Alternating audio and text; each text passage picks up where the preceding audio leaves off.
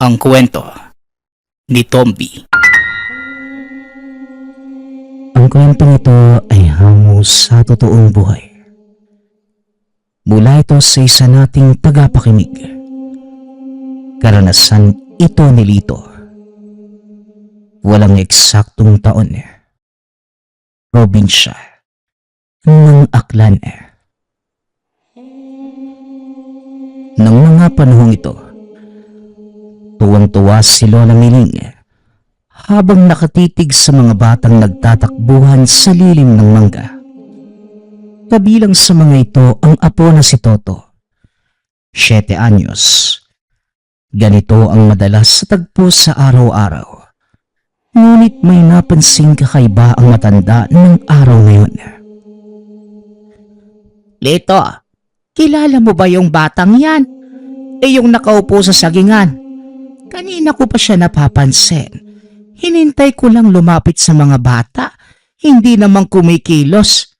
Meron bang bagong lipat sa malapit? Kawawa naman siya Mag-isa lang. Parang gustong makipaglaro kaso nahihiya sa inyo. Wika ni Lola Miling sa panganay na apong si Lito. Hindi ko nga po alam kung may bagong lipat pa dito sa atin Kahapon ko pa napapansin yung batang yan. Doon sa pinaglalaroan namin ng basketball. Ganyan din siya. Nakaupo sa malayuan. Matatakotin nga po Kasi noong sinubukan naming lapitan, bigla naman pong tumakbo. Tugon ni Lito. Ganoon ba? Kawawa naman siya, walang kasama. Siya nga pala, apo. Pakitawag na nga rin yung kapatid mo. Manananghalian na tayo. Bihisa mo na rin dahil malamang basang-basa yun ng pawis. Sa kusina na ako pupunta Maghahanda na ako ng lamesa. Wika ni Lola Miling. Sa kalagitnaan ng pagsasaayos ng hapag, pasulyap-sulyap si Lola Miling sa bintana kung saan direktang matatanaw ang kinaroroonan ng bata. Nang mga sandaling yun, hindi niya maiwasang maawa. Malapit ito sa mga bata kaya ganoon na lamang kadali mapukaw ang damdamin. Nang makauwi naman ang mga apo, kagad silang nagsalos sa pagkain. Ngunit naroon pa rin ang bata na mga sandaling yun, kaya hindi na ito nakapagpigil. Lito, lapitan mo na nga yung batang yun at papuntahin rito. Tanghaling tapat na pero hindi pa rin umaalis. Baka walang uuwian yan. Siya na lamang yung nasa labas.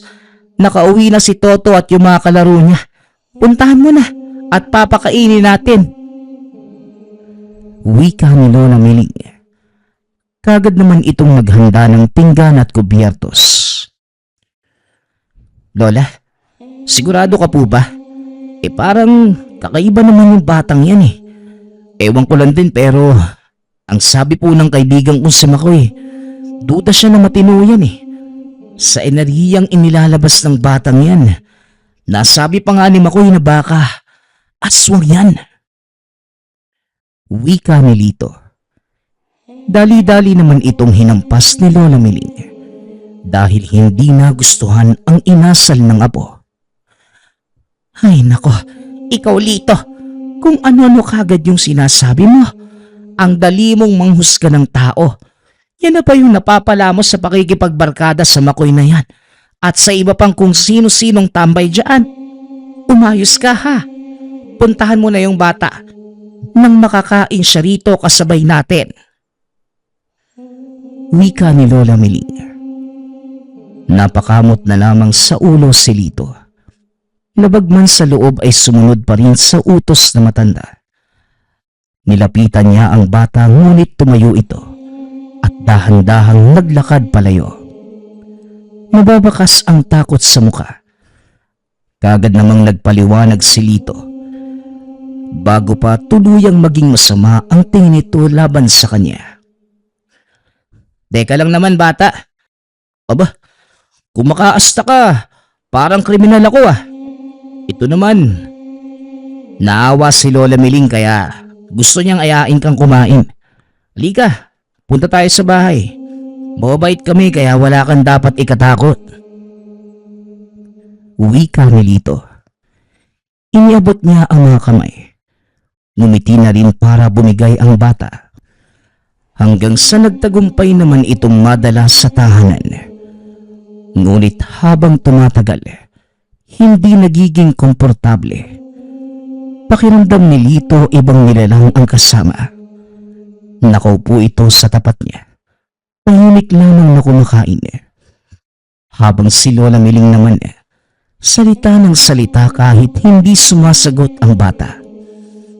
Nagtatanong kung ano ang pangalan, sino ang mga magulang, at saan ang tirahan.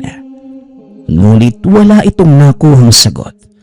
Sa pagkain lamang nakatuon ang atensyon.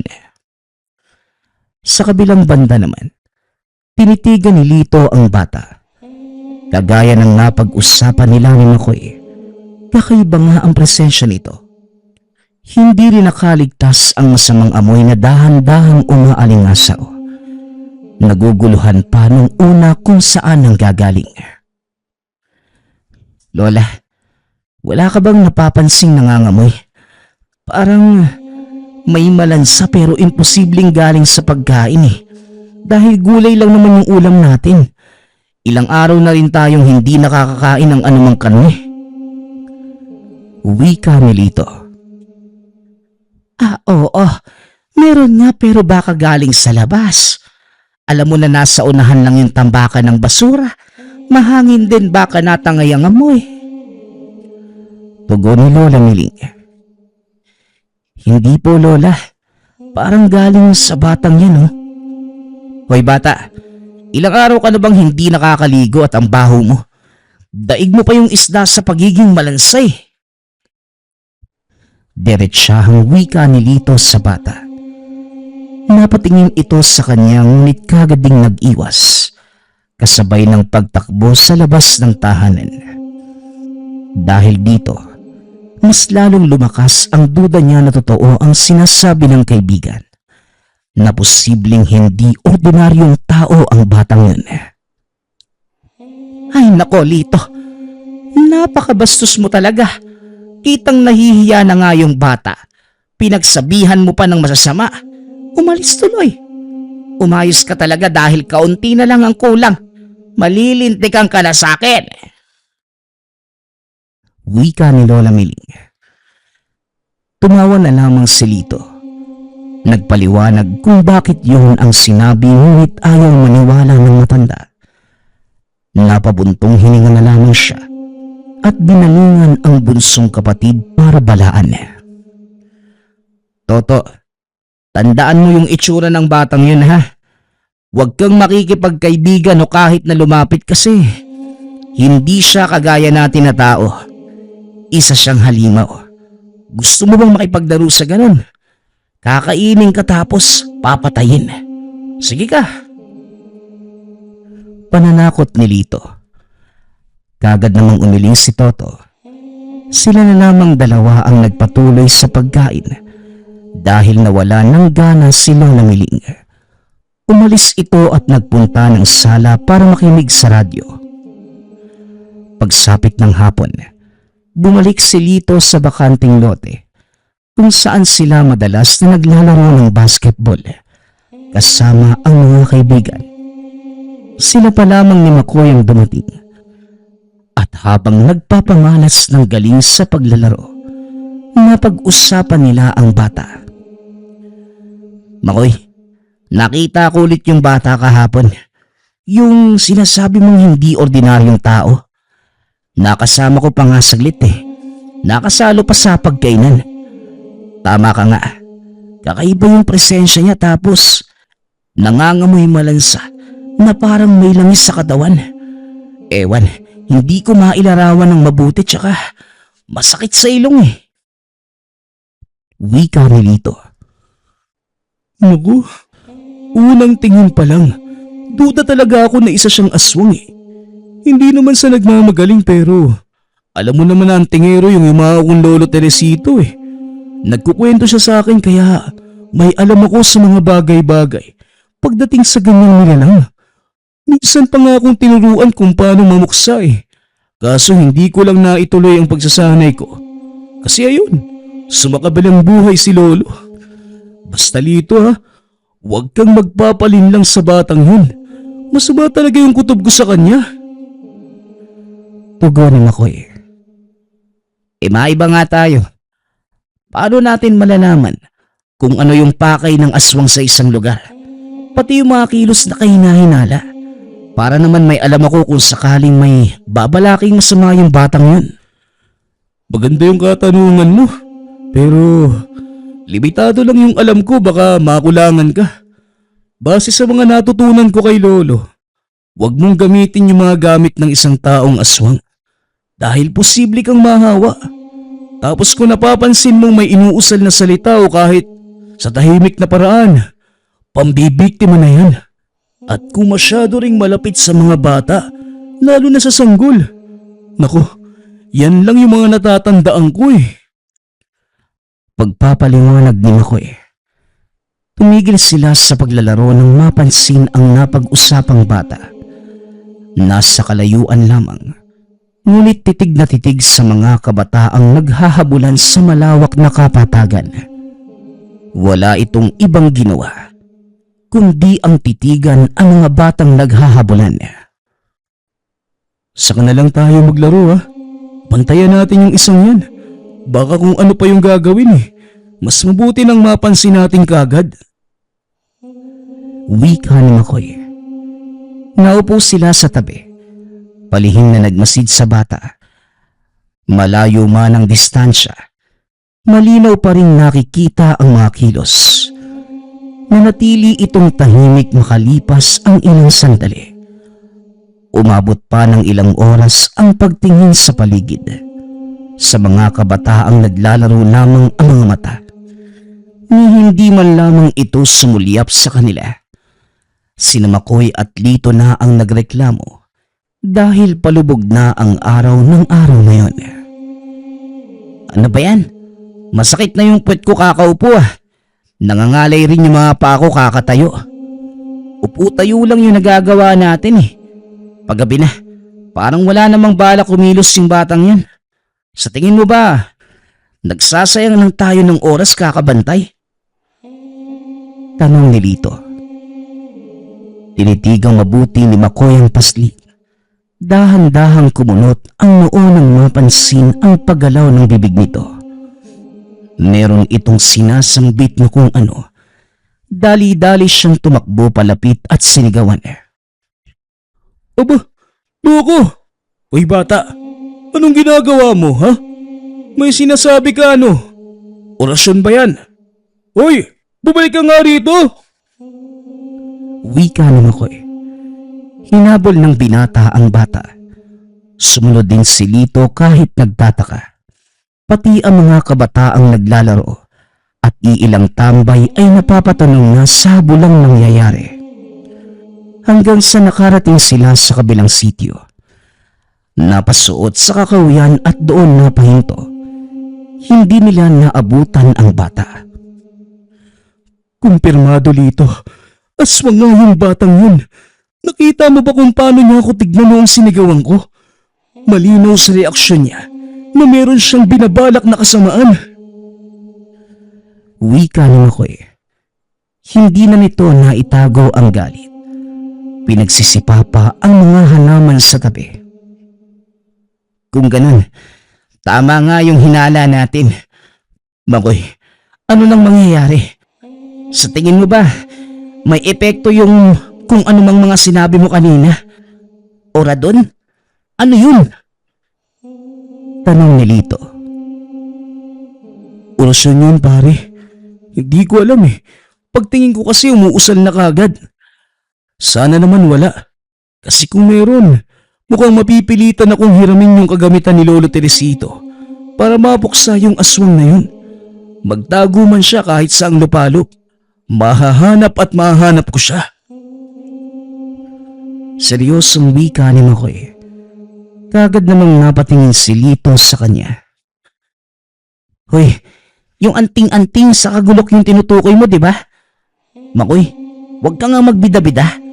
Sagradong kagamitan yun ni Mang Teresito. Tapos papakialaman mo. Di mo nga siguro alam kung paano gamitin yun eh. Sumalangit nawa yung kaluluwa ng lolo mo. Wika ni Lito. Aba, wag mong mamaliitin yung mga kakayahan ko ha. Oo, maiksing panahon lang yung ginugol namin ni Lolo nung tinuturuan niya ako. Pero Lito, wala pa akong muwang sa mundo, nakikita ko na yung pinagagagawa niya. Sa mga sandaling aktwal akong sinanay, kaunti na lang yung kulang kasi marami na akong alam eh. Ikaw naman, wala kang tiwala sa kaibigan mo. Apo ito ng mamamatay aswang, no? Wika ni Makoy. Labis pa nitong ibinida ang sarili. Natawa na lamang si Lito sa mga sinasabi nito. Alam niya ang nangyayari sa pamamahay ng kaibigan.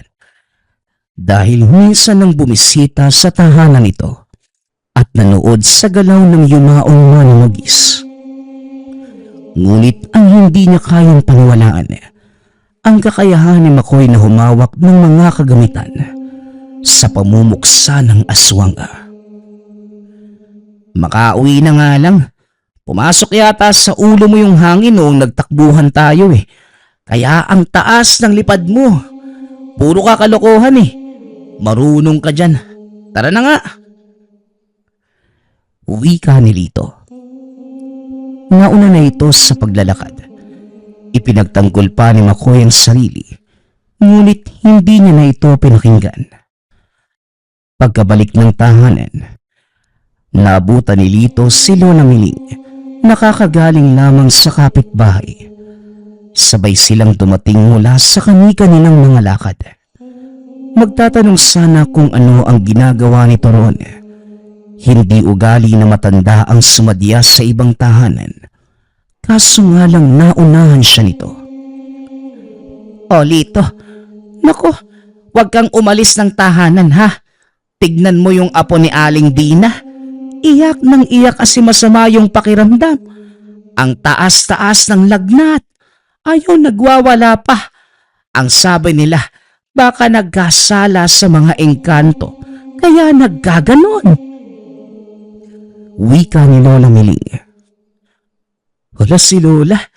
Ako pa talaga yung pinagsasabihan ninyo. Dapat nga po si Toto. Kasi mas bata yun sa akin eh. Sa tanda kong to, kaya ko na po yung sarili ko. Hindi kailangan ng paalala.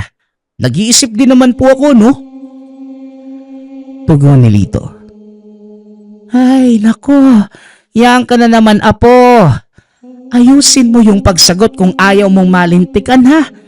Hindi ko pa nakalimutan yung ginawa mong pambabastos sa pagkainan kanina. Dinagdagan mo na naman. Kapag ikaw hindi kumatansya ha? Siya nga pala. Puntahan mo si Toto doong kina Aling Dina. Nakikiusyoso din sa nangyari sa kalaro niya. Pawiin mo na. Oh, kita nyo na? Ako po yung pinagsasabihan nyo ngayon. Tapos yung dapat palalahanan, naroon sa kabilang bahay. Si Lola talaga eh. Ito na po, pupuntahan ko na. Wika ni Lito. Napailing na lamang sa sinabi ng Lola. Pagkarating sa tahanan ng kapitbahay, naabutan ni Lito ang tagpong pagwawala ng apo ni Aling Dina. Kaedad ito ng kapatid, matalik na kaibigan at kalaro sa araw-araw. Nang mapagmasdang mabuti ang bata, nawawala na ito sa sarili. Naghahagis ng mga gamit at hinahampas ang sariling ulo. Hindi din ito matigil sa pag-iyak na para bang may masakit sa kaloob-looban. Nababahala na rin ang mga nakakatandang kasama dahil ito pa lamang ang unang beses na nangyari yun. Nang makita ni Lito ang kapatid, kinalabit niya ito at pinauwi. Ay nako, ikaw na bata ka. 7 anyos ka pa lang. Pero inuugali mo na yung pagiging tsismoso no? Ba't ang angas pa ng pormahan mo? Nakaamba ka pa sa bintana. Umayos ka nga. Hindi ka namin pinalaki ng ganyan ha? Wika ni Lito. Kuya, bakit naman po nagkaganon si Memo? Ang saya namin kanina habang naglalaro Tapos bigla po siyang umuwi at sumisigaw. Umiyak po siya ng walang dahilan. Nagbabasag din ng gamit. Ano po ba talagang meron sa kanya, kuya? Tanong ni Toto. Huminto ito sa paglalakad at inosenteng tumitig sa kanya. Ewan ko, hindi ko din alam. Mas mabuti pa siguro kung umuwi na lang tayo bago pa tayo mapalo ni Lola Miling. Gabi na pero nandito ka pa sa labas Sa ginagawa mong to, pati ako mapipingot sa tenga. Bilisan mo na nga lang. Wika ni Lito. Pagkarating sa tahanan, kumain lamang ang mag-anak at matapos ay nagpahinga.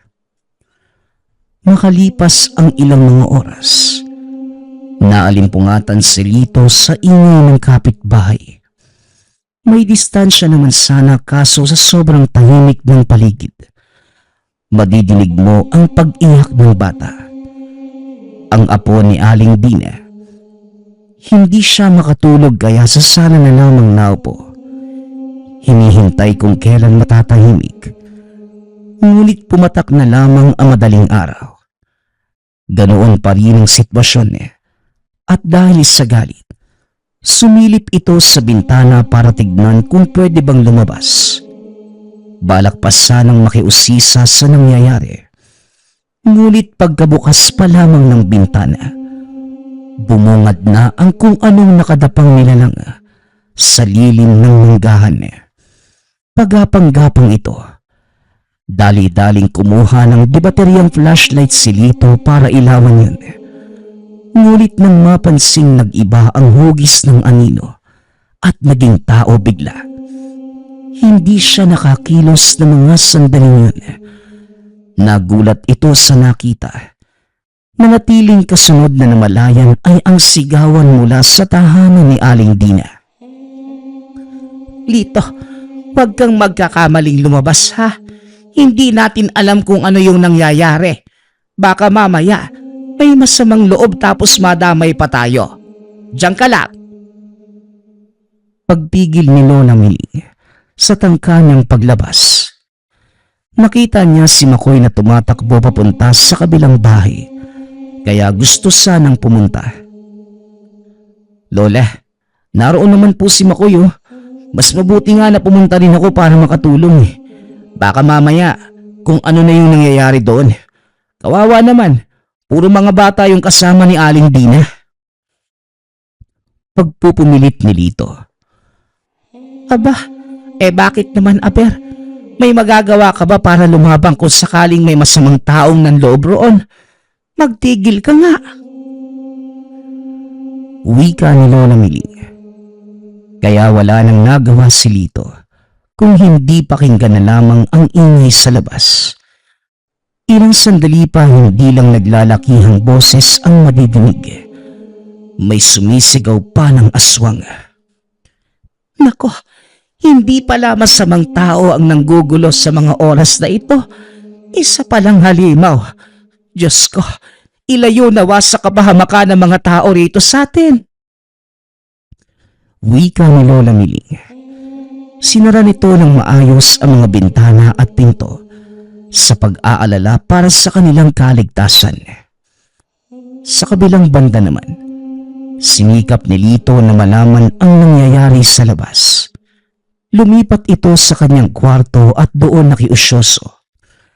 Nakaharap ang bintana nito sa tahanan ni Aling Dina at kahit na may kalayuan, nakikita pa rin ang kaganapan dahil maliwanag ang buwan ng mga sandaling yun. Unang bumungad si Makoy na tumatakbong bumalik. Tinawag niya ito. Makoy, anong nangyayari? Bakit biglang nagkagulo? May aswang ba? Yun ba yung sigawan kanina?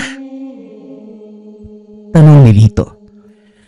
Di ako sigurado kasi wala akong nakita May biglang tumakbo doon sa likod.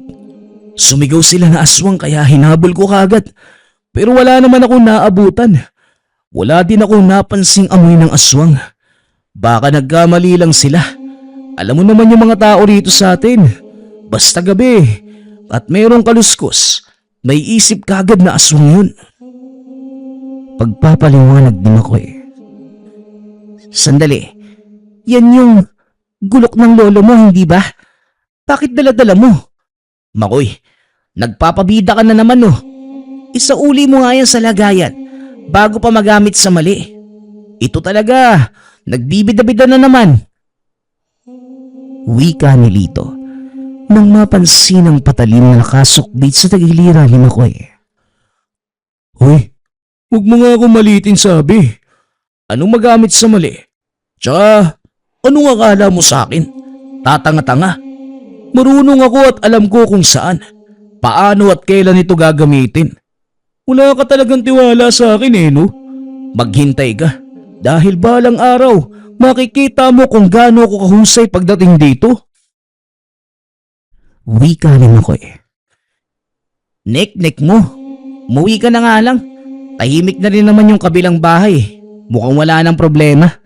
Mabuti tumigil sa pag-iyak yung apo ni Aling Dina. Ang lakas makadaing. Parang kinakatay pa nga na baka. Alam mo, Lito, ula ko. Biktima na ng aswang yung apo ni Aling Dina. Naalala ko kasi noong isang beses na sinama ako ni Lolo sa panunugis. Dumayo kami sa Karatig Bayan para lang matulungan yung pamilya na may ganyang klaseng sitwasyon. Ganyan na ganyan talaga. Tapos paglipas ng mga araw, unti-unting nagbabago yung ugali. At kapag hindi naagapang kagad, magiging aswang yun ng tuluyan. Wika ni Makoy. Napakunot ang noo ni Lito. Kalaunan, napatingin sa kaibigan ng maalala ang pinagdududahang bata. Makoy, paano kung tama ka nga ng hinala? Hindi ba yung bata na pinagdudahan natin palaging nakatitig sa apo ni Aling Dina? Paano kung Hindi na ituloy ni Lito ang sasabihin dahil sa pagkaramdam ng kilabot. Pati si Makoy natahimik bigla sa naalala. Malalaman din natin yan. Pero wala tayong magagawa Ano ba yung alam natin sa gamutan? O sige, mauuna na ako ha. Bukas na lang ulit tayo mag-usap. Wika ni Makoy. Matapos ang gabing yun, lumipas pa ang ilang araw na wala namang nangyari. Ngunit dumating sa puntong nagkatotoo ang sinabi ni Makoy. Ang apo nga ni Aling Dina na si Memo, ibang-iba na ang kinikilos kumpara sa dati. Sumama ang ugali nito. Palaging nagbubuhat ng kamay. Nangangalmot na lamang bigla. Ayaw sa tubig. Kain ng kain ngunit hindi nabubusog. Hindi rin makausap ng maayos. Hindi malapitan. At palaging nahuhuling umaakyat sa bubong. Kapag nakakalabas naman ay nananakit ng kahit na sinong malapitan. Kaya mabigat man sa kalooban para sa pamilya. Ngunit napilitan ang mga itong ikulong ang bata. Hanggang sa isang gabi, habang nakatambay sina Makoy at Lito sa bakuran, napansin nila ang paglabas ni Memo. Mabilis itong tumakbo. Sinundan ito ng dalawa. Pinagmasdan sa malayuan ng kilos. Dumiretso ang bata sa manuka ng kapitbahay. Naroon ito sa dulo ng bakanting lote. Malayo sa kabahayan at walang nakabantay ng mga sandaling yun. Pagkapasok pa lamang sa kulungan, kagad nang sinunggaban ang mga manok. Kinagat ang leeg at sinipsip ang dugo. Dahil sa nakita, kagad binunot ni Makoy ang gulok at sinubukang pigilan ang bata. Habang si Lito naman, sa kabilang banda, hindi makagalaw sa kinatatayuan. Pinaghalong gulat at takot ang nararamdaman. Ito pa lamang din ang unang beses na nakita si Memo sa loob ng ilang araw na pagkakakulong. Napakadungis, Mabaho ang amoy at hindi na tao sa paningin. Lito, anong tinatayo-tayo mo dyan? Tumulong ka nga rito. Uubusin ng aswang na to yung mga manok. Wika ni Makoy. Nag-aalangan itong sakta ng bata dahil naaawa. Ilang taon nang kilala at tinuring na rin na kababatang kapatid. Sinubukang pigilan ngunit wala sa sarili na tinaga ng umatake sa kanya. Sa braso ito natamaan at humiyaw ng napakalakas. Makoy, tinaga mo si Memo. Paano yan ngayon? Nag-aalalang wika ni Lito dahil natauhan ang bata pagkatapos magtamo ng sugat. Umiiyak ito na parabang inosenteng paslit na inaway ng kanyang kalaro. Napukaw naman ang kanilang damdamin at dali-daling tinulungan. Kinarga pa ito ni Makoy mula sa likuran. Ang sabi ko naman kasi sa'yo huwag kang magbibida-bida sa paggamit ng gulok na yan. Tignan mo, nasugatan mo pa si Memo. Kawawa naman yung bata Wika ni Lito. Lito, hindi mo ako masisisi. Nakita mo naman yung nangyari, hindi ba? Inatake niya ako habang nasaan yung aswang siya. Ano nga naman hayaan kong patayin niya ako.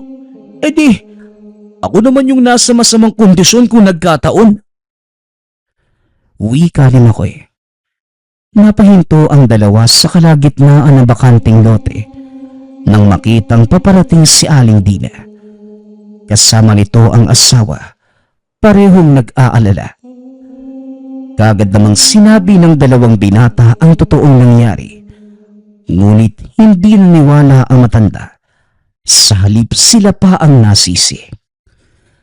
Ngunit kalaunan, hindi pa man nakakalayo si Aling Dina bitbit ang apo.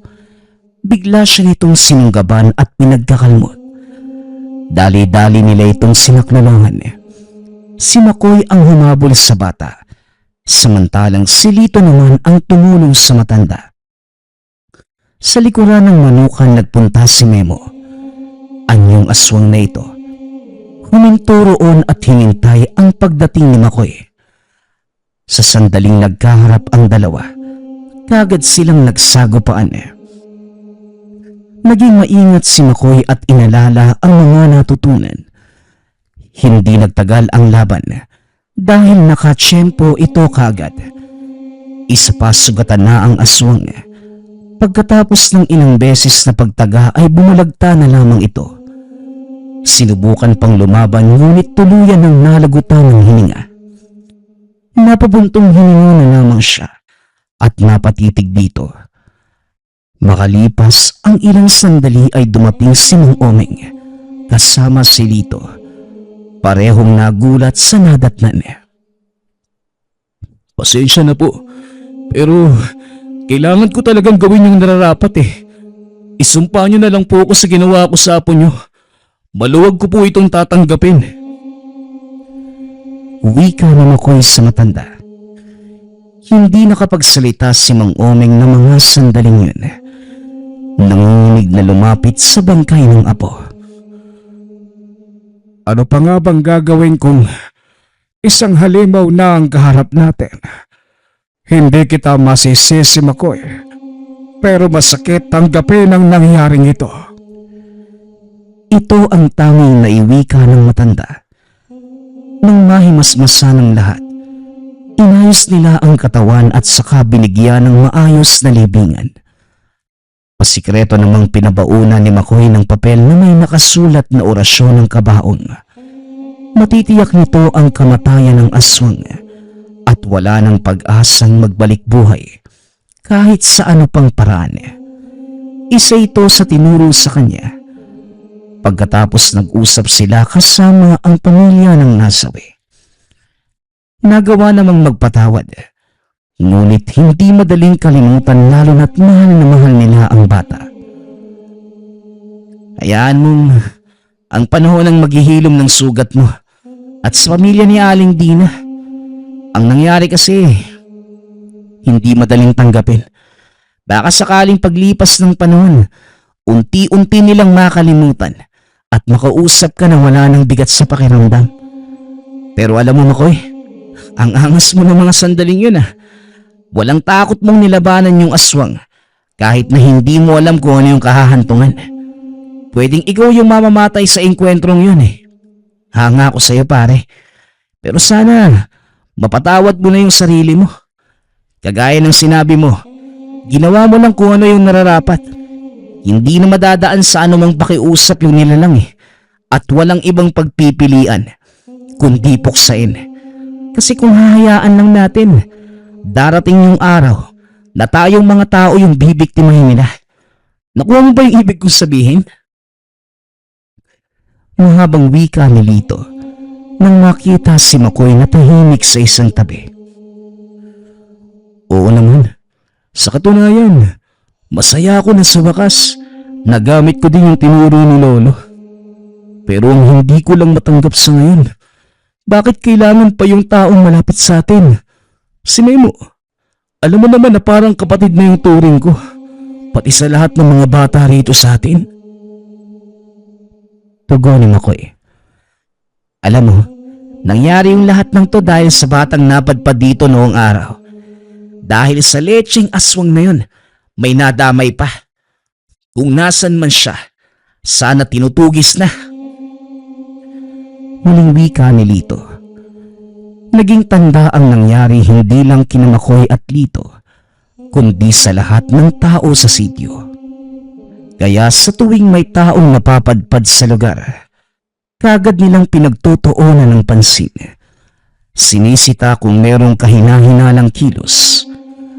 At sa paglipas ng mga panahon, hindi na kailanman nasundan ng anumang kababalaghan ang kaganapang yun.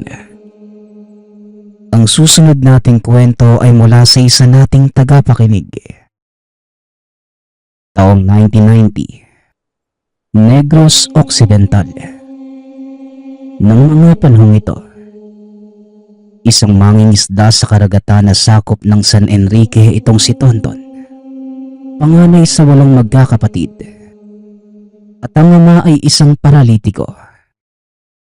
Maagang pumanaw ang ina dahil sa sobrang pag-inom. Kaya naman silang magkakapatid ang nagtutulong-tulong upang makaraos sa pang-araw-araw na buhay.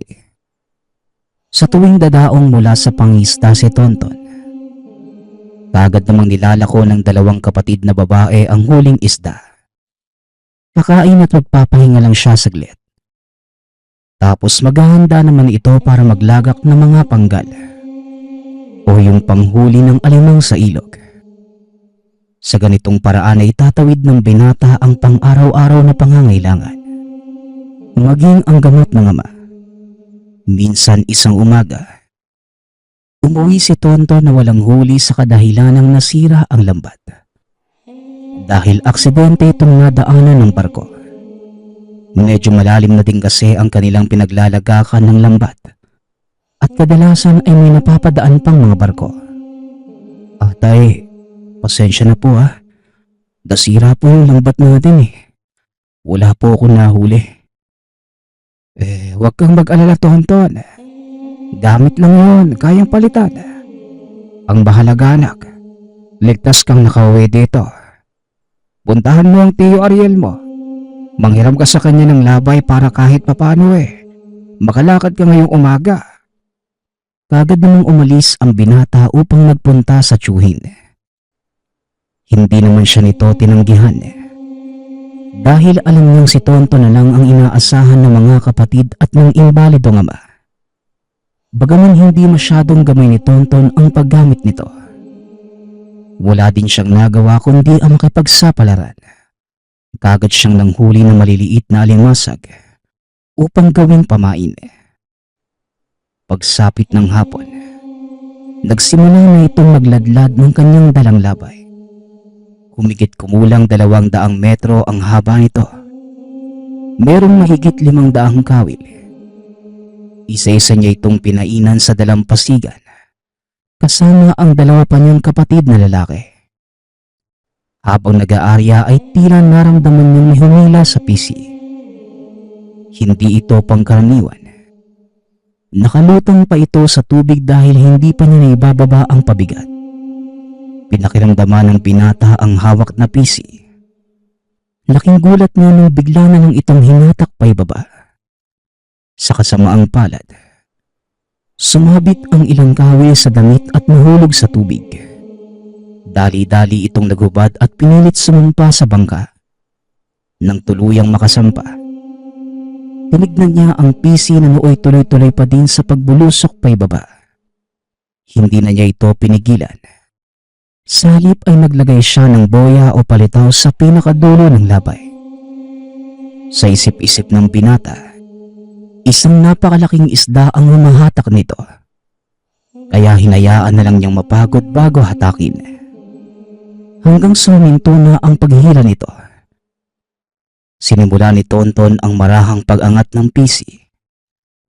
Napangiti ang binata dahil kahit bumuhol ang labay, may ilang malalaking isda ang kumagat ng kanyang mga pain. Tuloy-tuloy lang ito sa pagbatak ng labay. Hanggang sa halos nasa dulo na ito, dito na napansin ang kakaibang bigat ng pising hinihila. Dahil imbes na lumaban, tila sumasabay ito sa bawat paghatak. Marahan ang ginagawa niyang paghihila dahil ayaw niyang makawala ang kung anumang nilalang na nasa dulo ng labay. Alam ni Tonton sa sarili, malaking isda ang nahuli at laking gulat niya nang tuluyan niyang maiangat ang labay dahil isang napakalaking pagi ang kumagat sa pamain. Dali-dali niya itong sinabitan ng malaking kalawit at tinali sa hulihan ng bangka. Matapos yon, nagpa siya na din itong dumaong. Pinagtitinginan siya ng iba pang mangingisda dahil sa hila-hila na napakalaking pagi. Tinatayang nasa mahigit 80 kilos ang timbang nito at napakahaba ng buntot. Aba insan, nakachamba ka. Siguradong malaking pera yan Kaagad nitong tinulungan si Tonto na maiahon ang isda. Dinala nila ito sa bagsakan na kaagad namang binili ng mga komprador. Akmang aalis na sana nang muli itong tinawag ng bumili ng kanyang huli. Ito, hindi mo ba kukunin ng tabak at buntot nito? Abay, sayang naman.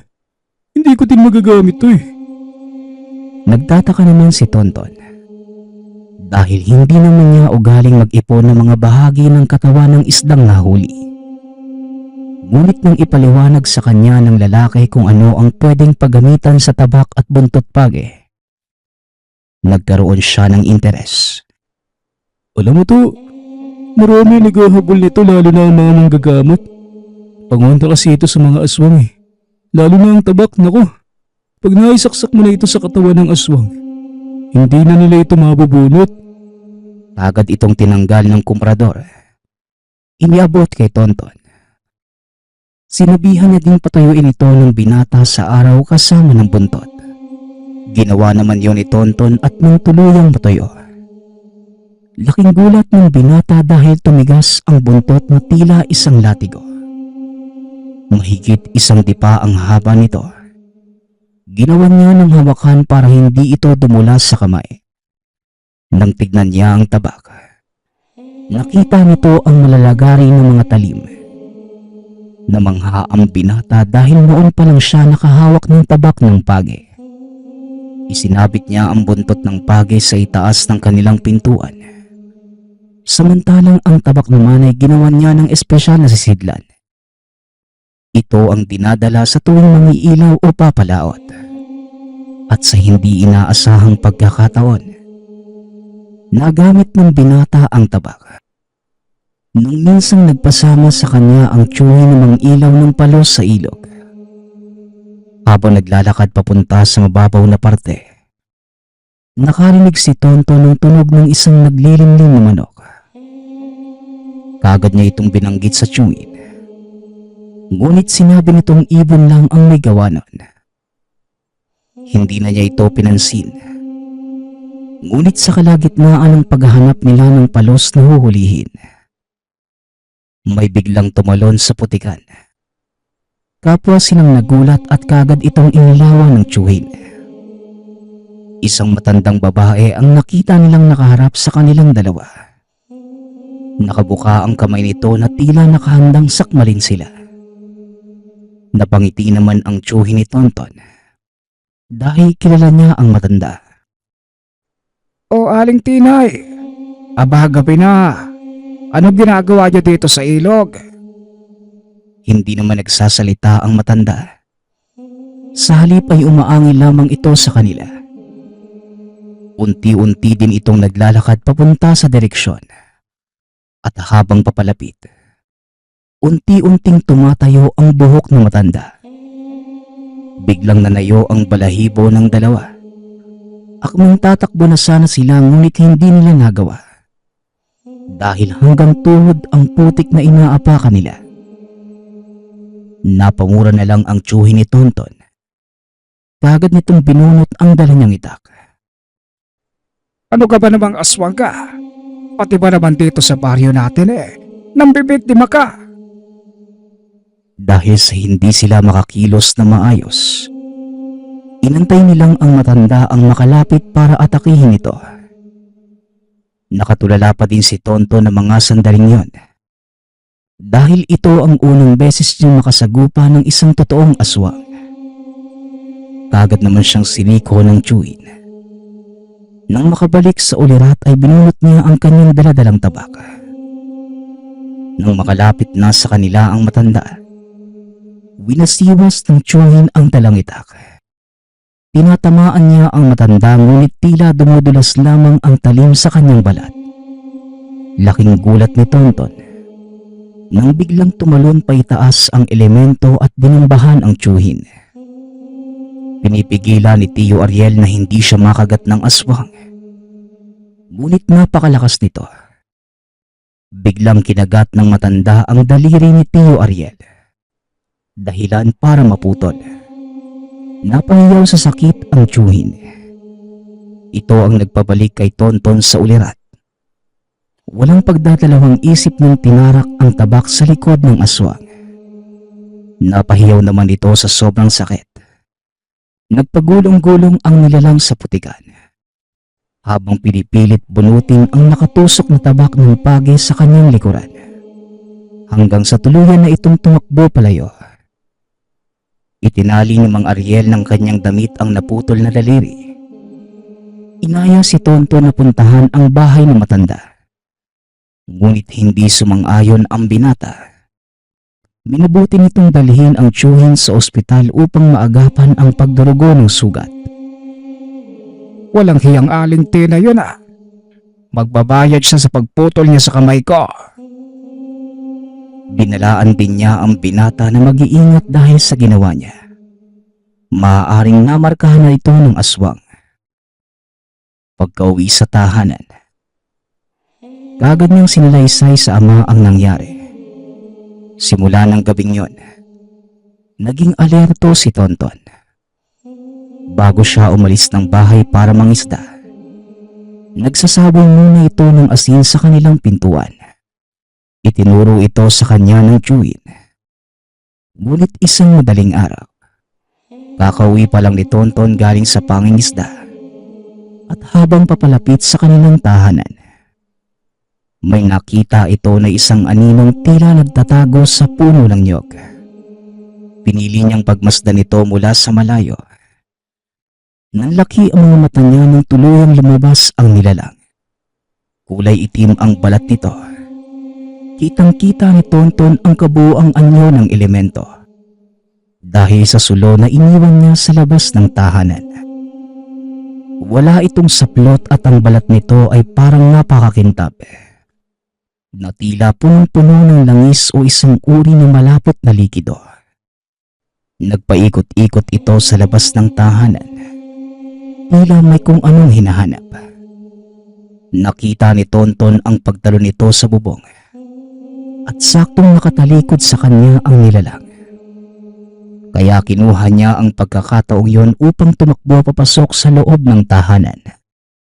Dali-dali niyang sinilip ang silid ng ama. Nakahinga naman siya ng maluwag na makitang mahimbing na itong natutulog.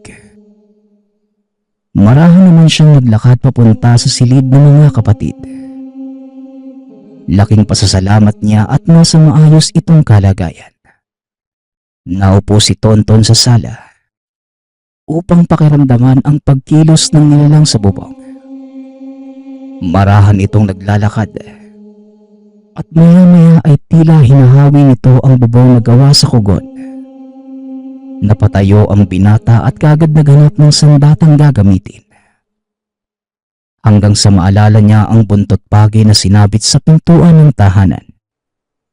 Nang makuha na niya ito, sakto namang bumulusok ang nilalang mula sa kanilang bubungan.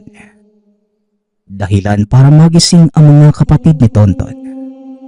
Dali-dali itong tumakbo sa nilalang. Hinagupit ito ng buntot pagi. Napaliyad ang nilalang sa sobrang sakit. Nagtataka ang binata dahil wala sa likod ng nilalang ang tinarak ng tabak ng pagi. Nilingon siya ng nilalang at umangil ito ng napakalakas. Sabay sugod papunta sa kanya. Dali-dali naman siyang lumabas ng tahanan para doon harapin ang nilalang. Nung nakalapit na sa kanya ang aswang, muli niya itong hinumpas ng hawak na sandata. Tinamaan ito sa braso at kitang-kita ni Tonton ang tila unti-unting pag-aagnas ng balat. Muli siyang umamba ng hampas. Ngunit sa pagkakataong yun ay biglang pumulas ng takbo ang aswang. Kaagad itong naglaho sa kadiliman. Dali-dali na ding pumasok ng tahanan si Tonton. Gawa ng nagising na din ng ama dahil sa ingay. O anak, ano bang nangyayari? Sino bang nakalaban mo? Isang aswang po tayo. Sinugod niya po tayo dito sa bahay. At sa palagay ko, mukhang hindi nila tayo titigilan . Hindi na nagawang matulog ng binata. Pagsikat ng araw, kagad niyang pinuntahan ng tiyuhin sa tahanan nito. At saktong naroon ang pinsan niyang si Damian at mga kaibigan. O pinsan, balita ko sinugod daw kayo ni Tio Ariel ng aswang sa ilog . Oo nga insan . Naputulan pa ng daliri si Tio Ariel . At kanina namang madaling araw, may isa ding sumugod sa bahay namin . Pagkarinig ni Tio Ariel sa sinabi nito, kagad naman itong lumabas ng tahanan. Hindi ba si Aling Tinay ang sumalakay sa inyo, Tonton? Tanong ng tiyuhin. Umiling lang ang binata at sinabing alam niyang ibang aswang ang sumalakay. Dahil tinandaan niya ang sinabi ng tiyuhin na hindi na mabubunot ang tabak ng pagi mula sa katawan ng aswang na nasaksak nito. Sa palagay ko po, Tiyo, hindi tayo titigilan ng mga lintik na yun . Kaya nagpasya po ako na sugurin na sila sa kanilang tahanan mamaya. Sumang-ayon naman ang pinsan si Damian. Nakisama na din ang mga kaibigan nito. Ito din pala ang laman ng isipan ni Tio Ariel. Kaya pagsapit ng dilim, kaagad silang nagtipon ng mga kagamitan na pwedeng nang gamitin panglaban sa mga aswang. Kagaya ng sibat na gawa sa bagakay at mga tulos mula sa sanga ng puno ng bungalon. Sinalaysay din ng binata ang pinsalang naidulot sa nilalang ng hampasin niya ito ng buntot pagi. At bilang mga mangingisda din ang pinsan at mga kaibigan, kanya-kanya silang kuha ng mga buntot pagi na inipon nila sa kanikan ng tahanan. Nang matipon na nilang lahat ang kanilang kailangan, kagad na din silang lumakad papunta sa tahanan ni Aling Tinay. Nagulat ang mga tao sa kanilang barangay na makita ang mga kabataan na may dalang sulo, sibat at buntot pagi. Dahil sa pagtataka, sumunod ang ilan sa kanila papunta sa tahanan ng aswang.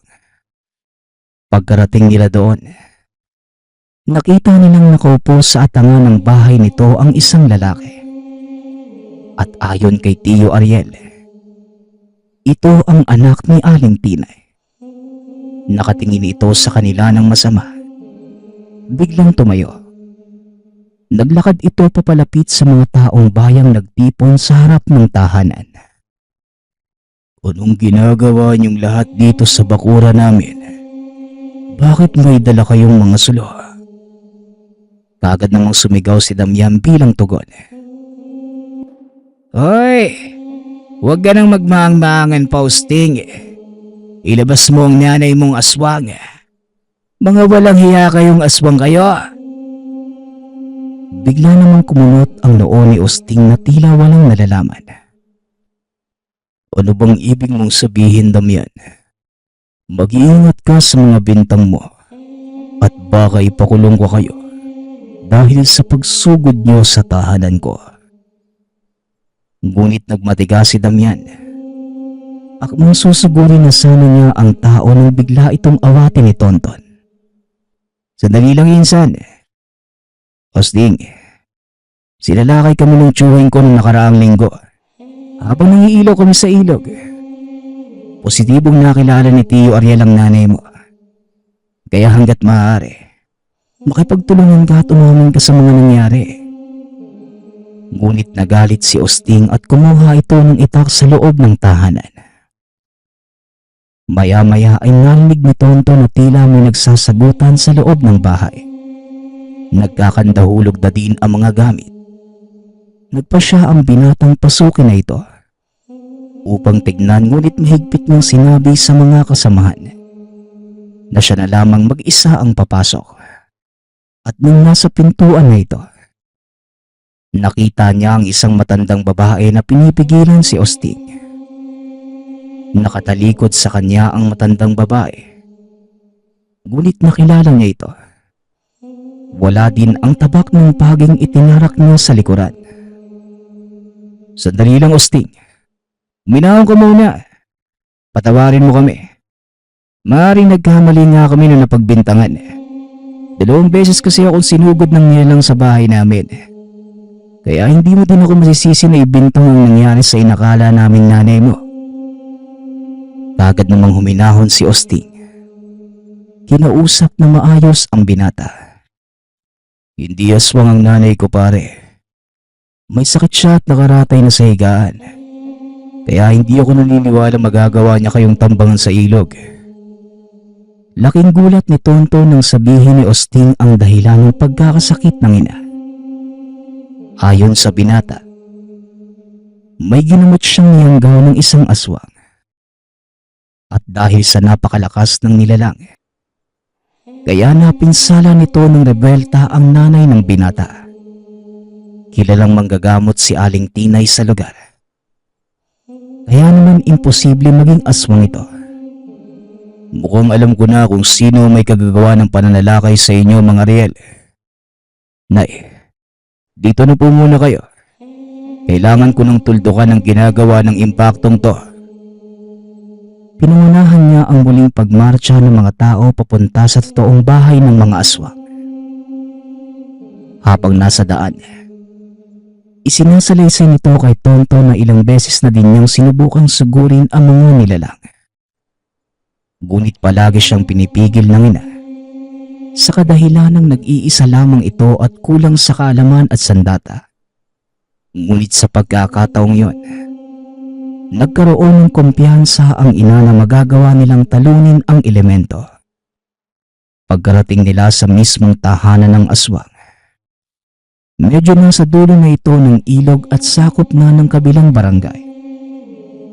Kagad namang napatakip ng ilong ang mga kasamahan dahil sa nakakasulasok na amoy na tila nabubulok na laman ng tao. Napansin din nilang walang tao sa loob ng kubo, kaya napagpasyahan nilang pasukin na ito. Laking gulat nila nang buksan ng pinto dahil 2 patay na katawan ng tao ang nakita. Isang matandang babae na nakadapa sa sahig at isang lalaking halos kaedad lamang ni Tio Ariel na nakaupo naman sa sulok ng silid. Inilawan nila ang mga bangkay. Dito nakita ni Tonton ang mga latay sa braso at dibdib ng lalaki. Ito yung aswang na sumalakay sa tahanan At mas lalong nakumpirma ang hinala niya nung makita ang tabak ng buntot pagi na nakabaon sa likod ng patay na katawan ng matandang babae. Nang malaman nilang patay na ang mga ito, agad naman nilang sinunog ang kubo. Nakahinga na din ng maluwag si Tonton at ang iba pa dahil napatunayan nilang totoo ang mga aswang. Isinalaysay din sa kanya ni Osting ang dahilan ng kamatayan ng mga ito. Ang buntot at tabak ng pagi, lason sa mga elementong kagaya ng aswang. Kaunting dampilang nito sa balat. Maaari nila itong ikamatay. Sa kasalukuyan, may isda pa din ang kinabubuhay ni Tonton. Palagi niyang babaunin ang mga karanasan nang minsang nakapatay siya ng aswang gamit ang buntot at tabak ng pagi. Nagpapasalamat nga pala ako sa lahat ng sumusuporta sa ating channel. Nawa ay patuloy niyong suportahan at pakinggan ang ating mga kwento. Hanggang sa muling pakikinig. Paalam.